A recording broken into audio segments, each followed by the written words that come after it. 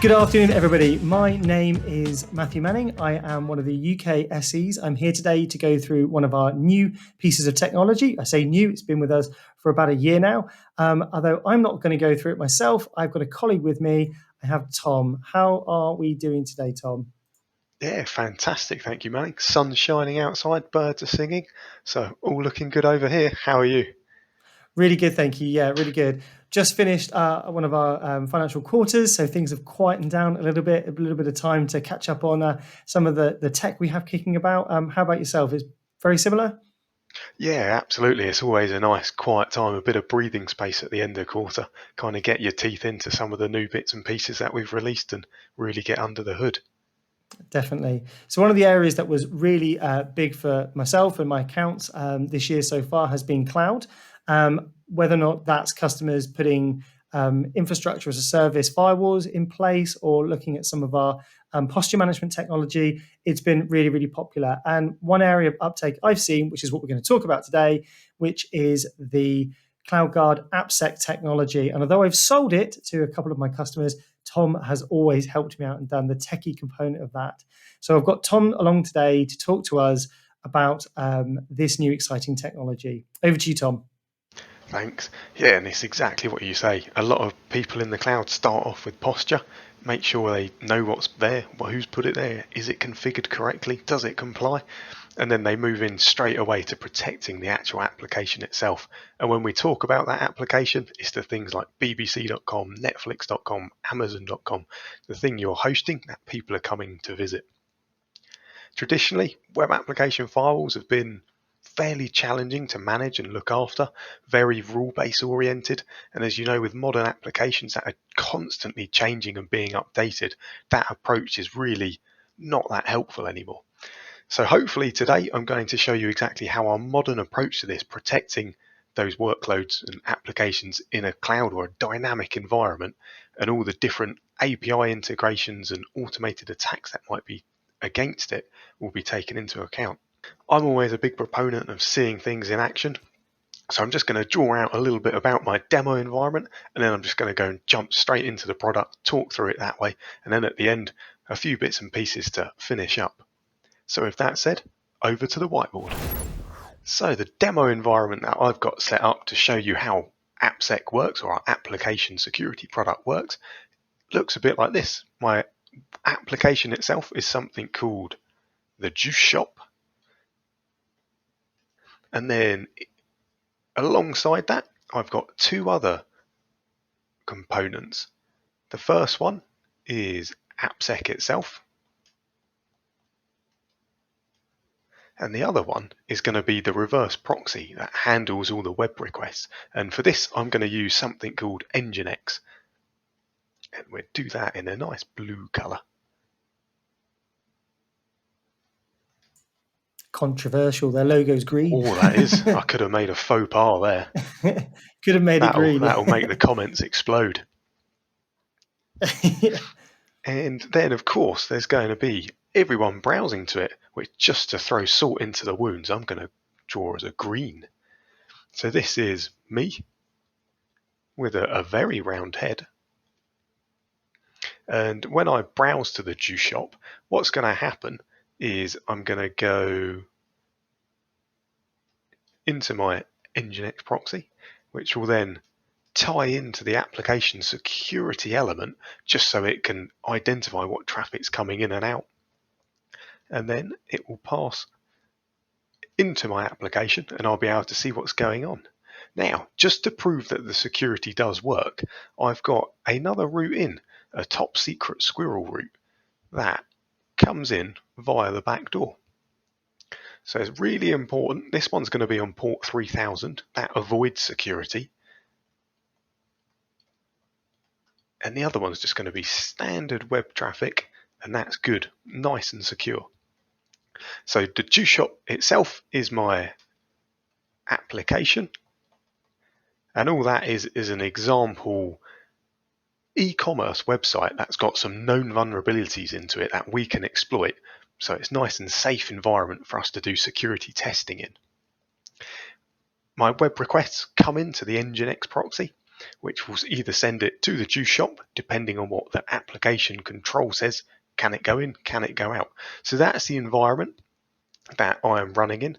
All of these here are just in one little virtual machine, and they're all hosted as Docker containers. So each of these individual items is a Docker instance that I will all bring up together.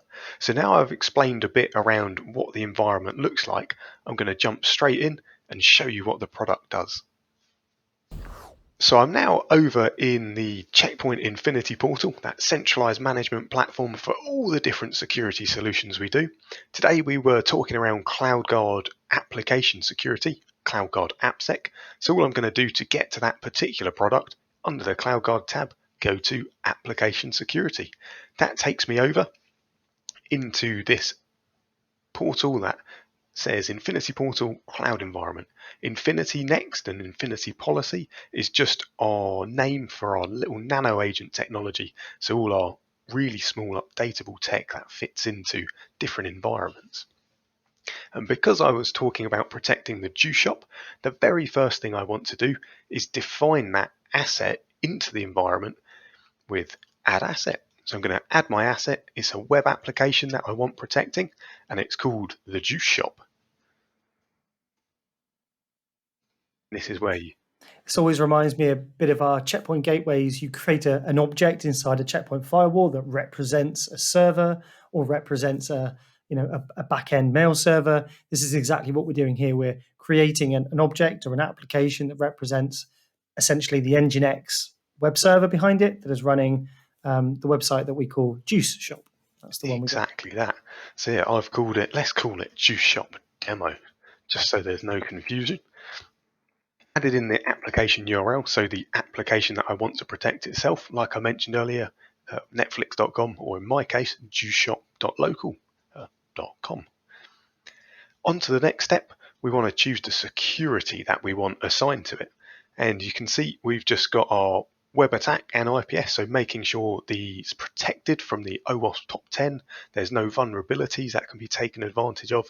All that signature-based things that we know about, those easy wins that we can stop, as well as the more advanced contextual-based protections in the web attack mitigation section. Now, because it's a nice demo, I want to stick that straight into prevent. But it's important to stress that you can have it in a learn or detect mode for a monitoring, a proof of concept type environment, or if you're just not that confident and you want to build up your confidence in the product before you put it into full-blown inline prevention mode. So I'm going into prevent, a little preview there of workload access control. That will definitely be on a future session. The learning environment side of things, because this is a modern application protection platform, there's a lot of contextual AI or artificial intelligence, a lot of machine learning engines in the background that identify different user behavior. Really important to distinguish real humans from automated robot or bot attacks and just general nonsense that goes on in the internet. And you can set it to either be based on the header within the HTTP request, or if it's a smaller scale or an internal application, you can have it on the source IP. Because I know this is just coming from me, I could have it as either, and it doesn't matter for this particular demo. If it was a proper web hosted, I would fully suggest X-forwarded header. If you have some known users that are likely to be safe, your admins, things like that, you can add those into the section to be excluded. These users and IPs not likely to do anything super malicious, so if you trust your users, you can add them into that section there.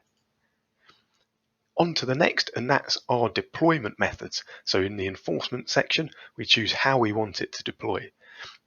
Very flexible. You can have it as a standalone gateway or reverse proxy in front of your applications. Really useful if you're running things like Apache, Microsoft IIS servers, where they can't have an embedded Nginx reverse proxy into it or anything like that. You can just have it as a standalone virtual image in front of it. You can have it deployed automatically as a Kubernetes cluster where the Nginx ingress controller and the Checkpoint nano agent that does the security are deployed together in their own pod. You can have it as a Docker image where you have a separate Nginx Docker container and a separate checkpoint AppSec nano agent that you spin up, which is the method we're going to use today. And finally, if you're just running it on a Linux virtual machine, you can have that same environment, but rather than running it as a Docker container, it's just as a application that you run within your Linux virtual environment or your any Linux environment. So I'm going to use Docker because we're hosting everything in Docker containers, and I'm going to hit next. Gives me a summary, says, yep, we're all ready to roll, and will take me straight to where I need to go to get my information to do the next step. So, Tom, are there any of those deployment options that are particularly popular at the moment, or are people generally using a bit of mix of everything? It's a really good question, that, Manning. I've done a couple, and every single one has been used. So I've done all 4 of the options that are there, and I wouldn't say any are more popular than the others. Perhaps just edging it might be the Kubernetes and the Docker side of things. Containerization is quite popular at the moment, so typically we see more requests for that, but all have their use case, and it very much depends on the customer environment itself. But a really great question. All good. Looks like we're good to go. We've there. got a policy enforce event, so that means my asset has been created. Really important, if you notice, this orange bar means it's not actually been launched and talking back to the policy yet. It's just there in the wings waiting to be deployed.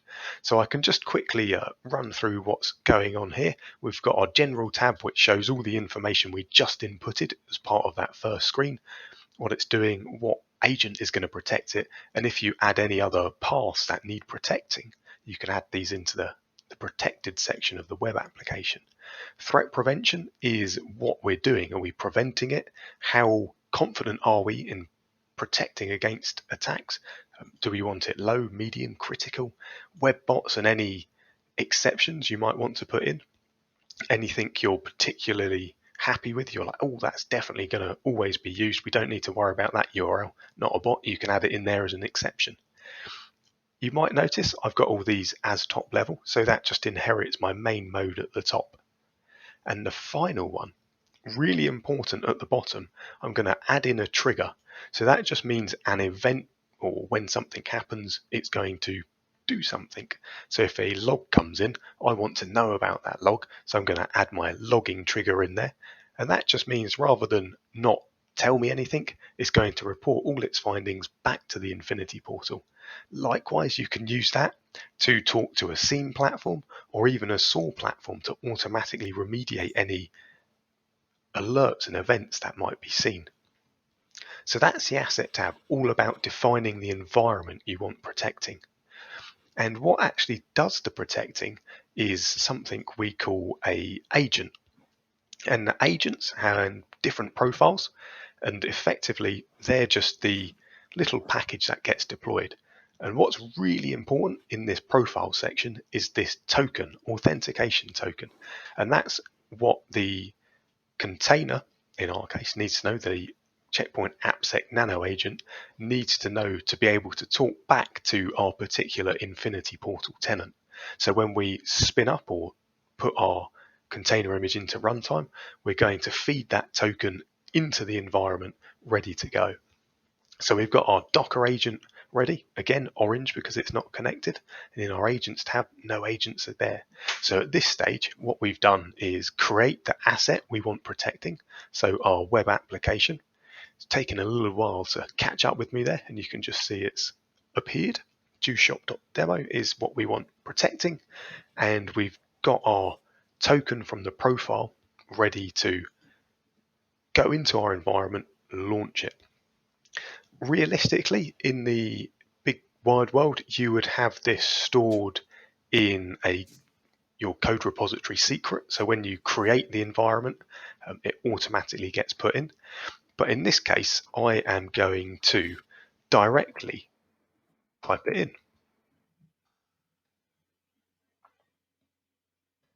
Let me get my copy and paste going. And then just to prove that is there,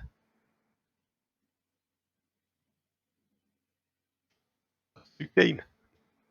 You can see that token variable is now set to the Infinity portal, the agent's profile token. And this particular operating system is it just an Azure Ubuntu VM? Is that what Yeah, you're running? exactly that. So this is just a bog standard Ubuntu virtual machine that I've got hosted in Azure. So you could have it on premise, you could have it running on your laptop.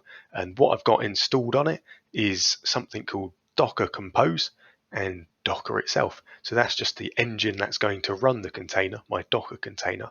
And the Docker Compose is just a application that lets me spin up multiple Docker environments or containers at the same time in parallel. So it just makes it easier for me to spin all three up at once and not have to type in the command 3 times. So And one last thing I was going to say, I'm guessing that the connection to the internet is just completely public, no standard checkpoint firewall in front of it, no IPS checkpoint, just completely clean, unprotected, scary land, to the big bad world. Is that right? absolutely, this is just a VM that I've just stuffed into a cloud environment, no protection whatsoever in front of it, no relation to anything within a checkpoint environment. At this point, it's just a standalone virtual machine drifting around in the cyber world. Let's wait to get hacked because it won't take long. Yeah. So all the people that are live, don't pay attention to the public IP. Yeah, top left-hand corner. Yeah. So the one thing I did forget, because my fingers aren't particularly great, I'm just going to copy the code itself. So these are the 3 containers that I'm going to spin up that make up the Juice Shop, the Nginx reverse proxy, and the Checkpoint Nano Agent. So you're welcome to snoop on my GitHub repository, Tom Aylen /AppSec demo. Full credit to Stuart Green, who I stole it from in turn. And you're welcome to try it out for yourself. So what I'm going to do there, back into my Ubuntu virtual machine, and at this stage all I've done is set the token to what my AppSec authentication token is, and now I need to actually get all the information over. So I told you I was pretty poor at typing, but that was particularly bad. So what I'm doing there, git clone, is just pulling all that information from my GitHub repository or my code onto my local machine. I've now got a new folder, and you can see all my different container images and code for that is already there.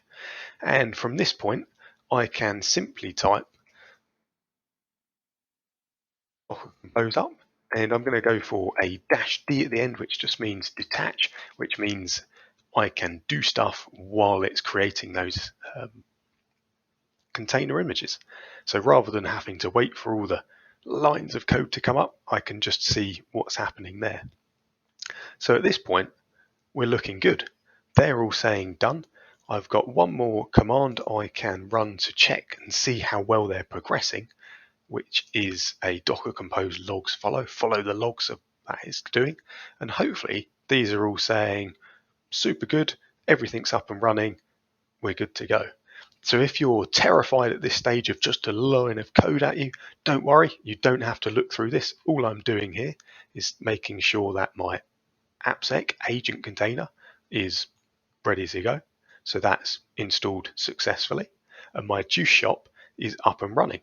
So I've got it running on port 3000, which is that unprotected one. If we remember my amazing drawing, got my no security on port 3000 and security on port 80. So that's it up and running. I've deployed my security embedded into my application. So when that application is updated, the security will remain in place and it will adapt and learn to whatever changes there are based on that machine learning engine.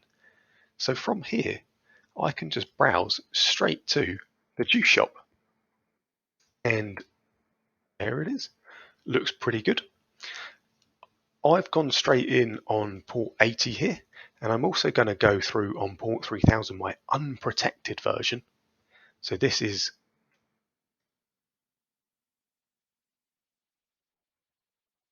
the unprotected, no security session. Looks identical, but when we come into simulating some of the attacks, there will be a key difference. So my first attack, going to be very simple. We're just going to do what I would call an SQL injection attack. So that's where you fool the username and password database into thinking you put a correct password in. So here's where I've got to test out my typing username, and I put a little apostrophe at the end which finishes that SQL statement, or 1 equals 1. So I've said my username should equal username, or 1 equals 1. 1 equals 1 is always true because 1 always equals 1. And then I've just closed that command with those 2 dashes at the end. And for password, I can put absolutely anything in there. So I've just put meep in because I couldn't think of anything better to type. And if I press login, it will log me in. It's asking me to save my password. I don't think I'll do that now. And then in my account, it proves that I am logged in as the admin. So I've automatically circumvented all of those checks that are in place, logged in as admin. If I try and do the exact same thing on the protected version, I should be served up with a big nasty message saying you're not allowed to do that. So we'll try the exact same thing. So I've just swapped over to my protected Juice Shop account, going in through the Nginx reverse proxy, which is tied off to the Checkpoint AppSec product, and we'll try the exact same command. Username, or 1 equals 1. So that should be username is always going to be something, finishes off the initial one, or 1 equals 1, which is always true. And I will again use meep as my password. I'll press login, and we get this horrific rule of red text, which means application security is working. So I'll just scroll to the bottom of it and highlight this important part here. Application security is a detected attack and blocked it. That's exactly what we want. That is not my real username or password. It shouldn't be let in. So we can hop back over now to the Infinity portal to actually see what that was doing and if there's anything exciting. But before I do that, I'm just going to use a quick tool called Nikto to generate some extra traffic to make it look a bit prettier. So we're just clear out of that because that looks disgusting. Like we always say, we always have to make the switchboard light up by trying to throw as many threats and vulnerabilities as you possibly can at it. Exactly. Now this is where I've got to remember my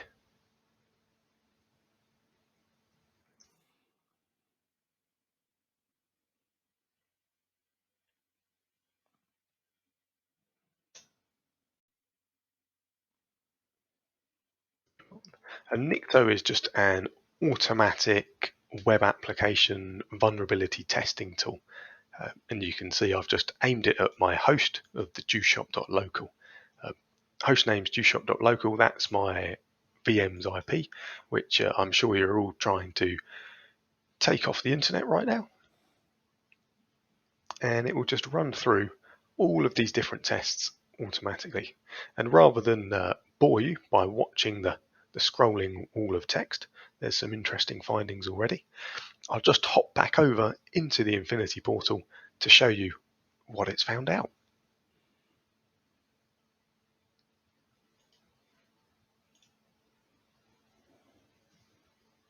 So back over in the Infinity portal, we can see we've got this great green bar at the top saying one agent successfully connected.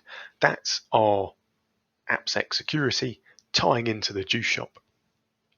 It's gone green, my bar's gone green, which means it's connected, and I can go down into the agents tab just to check that.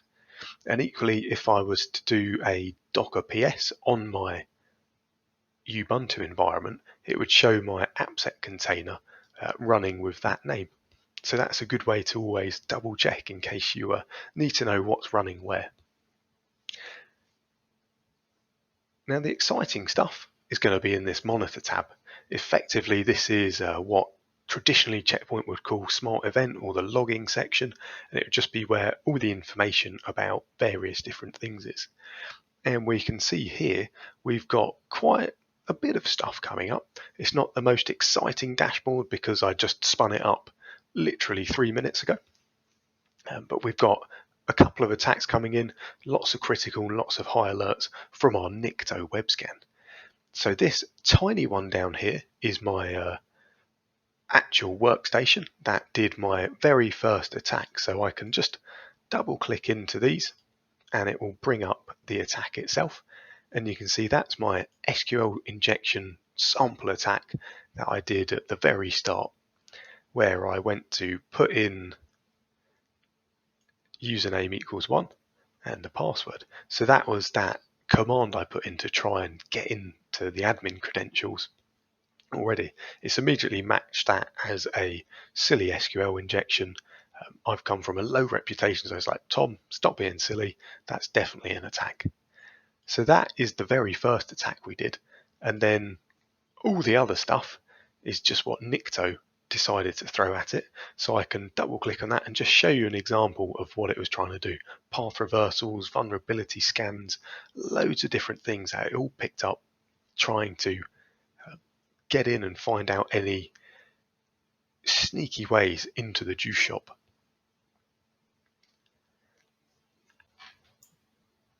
So really, all in all, that is a whistle-stop tour of what the application protection platform can do and what the interface looks like. Of course, modern applications are typically code-driven. All of that can be launched directly through a CI/CD pipeline.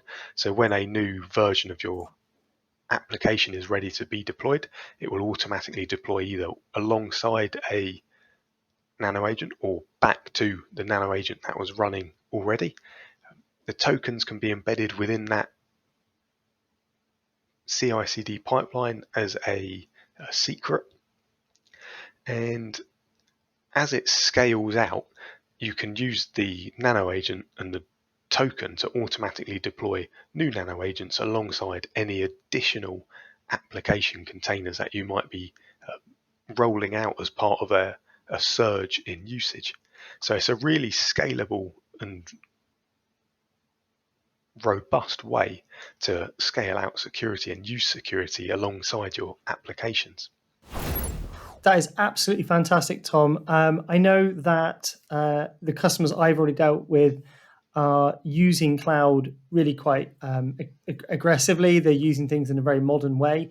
The examples I've seen so far are where people are only really exposing a small amount of their infrastructure to maybe not just even the whole internet, but maybe just to partners through a trusted mechanism. So they don't feel the need or haven't felt the need to put a traditional sort of solution around this. And this has been a really great way where they've been able to get that really hardened security around their web applications without all the heavy duty need to constantly tweak and tune the web application side of things. That's been my experience. Have there been any sort of different use cases that you think people might find of interest? Yeah, really, it is just all about protecting any content that they're serving up to end users. Like you say, the more modern approaches to infrastructure is really to tie it down. You don't want one path in and everything has to go through it. Doesn't really scale well, point of failure, difficult to look after, all those different rules that you have to keep updated. So if you just take everything in isolation, almost have a distributed security architecture, protecting each of the different points just with what they need at that point, really, really good approach. That's great. Thank you ever so much. Hopefully it's been something for our viewers to really get their teeth into. This is something that if you're interested in, if you are an end user, a client, feel free to contact your resellers. They can put you in contact with us, or if they understand it themselves, they can give you a demo. If you are one of our reseller partners, reach out to your SE and we'll be more than happy to demo this a little bit further and get you connected into the Infinity portal and trying it yourself. Like we also said, if you have any questions, please leave them in the comments field. We will try our best to come back to you. And if you're enjoying this new series, this new Stop and Chat series, please feel free to subscribe to the channel and you'll get regular updates when new videos are going live. So thank you so much, Tom, for your time today. I think we've covered everything as quickly as we can. And everybody, hope you have a great weekend. Thank you very much.